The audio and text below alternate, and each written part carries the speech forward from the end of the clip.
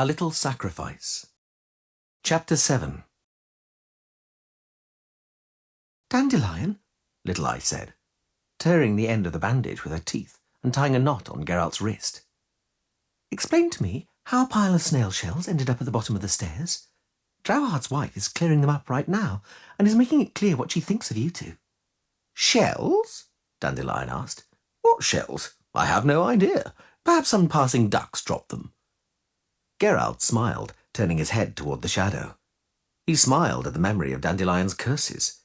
He had spent the entire afternoon opening shells and rummaging around in the slippery flesh, during which process he had nicked himself and soiled his shirt, but hadn't found a single pearl.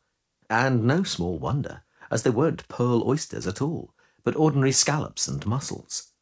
They abandoned the idea of making soup from the shellfish when Dandelion opened the first shell. The mollusk looked unappealing and stank to high heaven. Little Eye finished bandaging him and sat down on an upturned tub.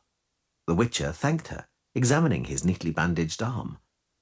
The wound was deep and quite long, extending as far as the elbow, and intensely painful when he moved it. She had put on a makeshift dressing by the seashore, but before they got back it had begun to bleed again. Just before the girl arrived, Geralt had poured a coagulating elixir onto his mutilated forearm and boosted it with an anaesthetic elixir, and Essie had caught them just as he and Dandelion were suturing the wound using a fishing line tied to a hook. Little Eye swore at them and got down to making a dressing herself, while Dandelion regaled her with a colourful tale of the fight, several times reserving himself the exclusive right to compose a ballad about the whole incident. Essie naturally flooded Geralt with an avalanche of questions which he was unable to answer. She took that badly and evidently had the impression he was concealing something from her. She became sullen and ceased her questioning. "Aglaval already knows," she said. "You were seen returning, and Mrs. Draughard ran off to spread the word when she saw the blood on the stairs. The people dashed towards the rocks, hoping the sea would toss something out. They're still hanging around there, but haven't found anything, from what I know." "Nor will they," the Witcher said.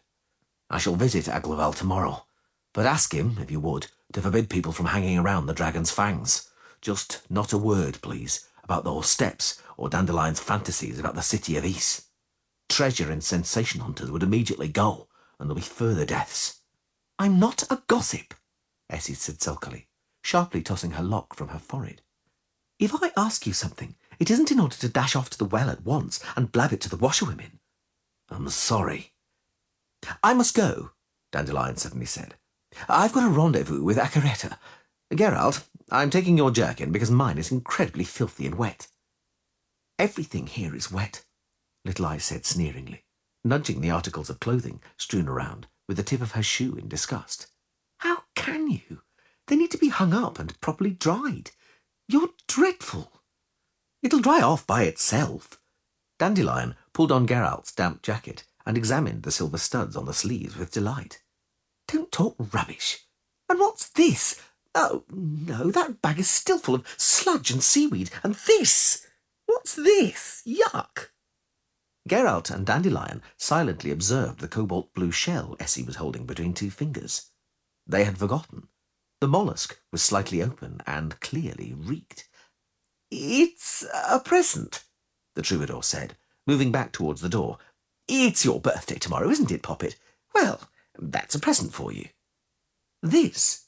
Pretty, isn't it?" Dandelion sniffed it and added quickly, "It's from Geralt. He chose it for you. Oh, is that the time? Farewell."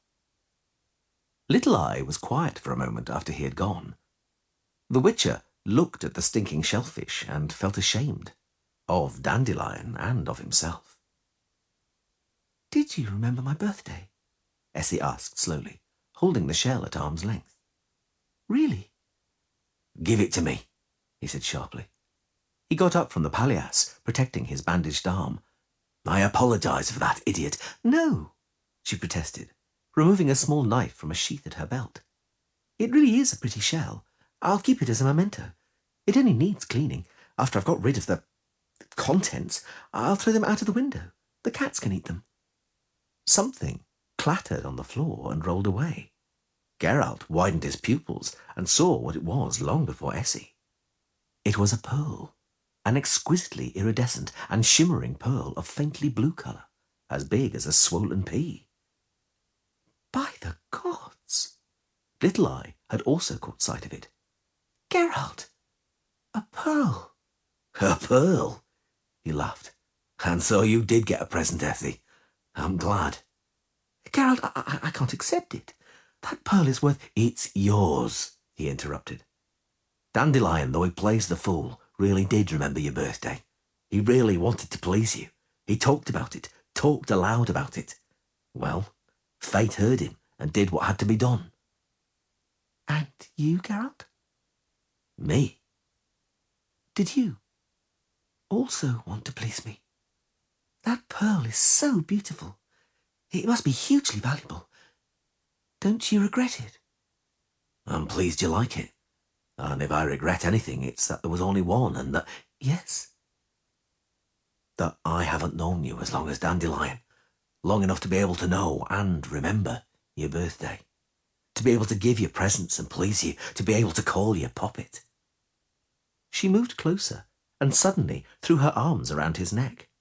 He nimbly and swiftly anticipated her movement, dodged her lips, and kissed her coldly on the cheek, embracing her with his uninjured arm, clumsily, with reserve, gently. He felt the girl stiffen and slowly move back, but only to the length of her arms, which were still resting on his shoulders. He knew what she was waiting for, but did not do it. He did not draw her towards him. Essie let him go, and turned towards the open, dirty little window. Of course, she said suddenly. You barely know me. I forgot that you barely know me. Essie, he said after a moment's silence. I barely know you either, she blurted, interrupting him. What of it? I love you. I can't help it. Not at all. Essie. Yes, I love you, Geralt. I don't care what you think. I've loved you from the moment I saw you at the engagement party. She broke off, lowering her head. She stood before him, and Geralt regretted it was her and not the fish-eyed creature with a sword who had been hidden beneath the water. He had stood a chance against that creature, but against her he had none. You aren't saying anything, she said. Nothing. Not a word. I'm tired, he thought. I'm bloody weak. I need to sit down. I'm feeling dizzy. I've lost some blood and haven't eaten anything. I have to sit down. Damned little attic, he thought. I hope it gets struck by lightning and burns down during the next storm. And there's no bloody furniture, not even two stupid chairs and a table which divides you, across which you can so easily and safely talk. You can even hold hands. But I have to sit down on the palliasse, have to ask her to sit down beside me. And the palliasse, stuffed with beanstalks, is dangerous. You can't escape from it. Take evasive action. Sit beside me, Essie. She sat down reluctantly, tactfully, far away, too close. When I found out, she whispered, interrupting the long silence. When I heard that Dandelion had dragged you onto the beach, bleeding, I ran out of the house like a mad thing. Rushed blindly, paying no attention to anything. And then... Do you know what I thought? That it was magic. That you had cast a spell on me. That you had secretly, treacherously bewitched me, spellbound me with your wolfish medallion with the evil eye. That's what I thought. But I didn't stop. Kept running. Because I understood that I desire to fall under your spell. And the reality turned out to be more awful. You didn't cast any spell on me. You didn't use any charms. Why, Geralt? Why didn't you bewitch me? He was silent. If it had been magic, she said, it would all be so simple and easy. I would have succumbed to your power, and I'd be happy. But this... I don't know what's happening to me. Damn it, he thought. If Yennefer feels like I do now when she's with me, I feel sorry for her. And I shall never be astonished again. I will never hate her again. Never again. because perhaps Yennefer feels what I'm feeling now. Feels a profound certainty that I ought to fulfill what it is impossible to fulfill. Even more impossible to fulfill than the relationship between Aglaval and Sheernats. Certainty that a little sacrifice isn't enough here. You'd have to sacrifice everything, and there'd still be no way of knowing if that would be enough. No, I won't continue to hate Yennefer for not being able and not wanting to give me more than a little sacrifice. Now I know that a little sacrifice is a hell of a lot. "Geralt," Little Eye moaned, drawing her head into her shoulders. "I'm so ashamed. I'm ashamed of what I'm feeling. It's like an accursed infirmity, like malaria, like being unable to breathe." He was silent. "I always thought it was a beautiful and noble state of mind. Noble and dignified, even if it makes one unhappy. After all, I've composed so many ballads about it. And it is organic, Geralt. Meanly and heartbreakingly organic. Someone who is ill or who has drunk poison might feel like this. Because, like someone who has drunk poison, one is prepared to do anything in exchange for an antidote. Anything. Even be humiliated." "Essie, please." "Yes, I feel humiliated. Humiliated by having confessed everything to you, disregarding the dignity that demands one suffers in silence. By the fact that my confession caused you embarrassment, I feel humiliated by the fact that you're embarrassed. But I couldn't have behaved any differently. I'm powerless, at your mercy, like someone who's bedridden. I've always been afraid of illness, of being weak, helpless, hopeless and alone. I've always been afraid of sickness, always believing it the worst thing that could befall me." He was silent. "I know," she groaned again. "I know I ought to be grateful to you for not taking advantage of the situation. But I'm not grateful to you, and I'm ashamed of it. For I hate your silence, your terrified eyes. I hate you for staying silent, for not lying, for not... And I hate her, that sorceress of yours. I'd happily stab her for... I hate her.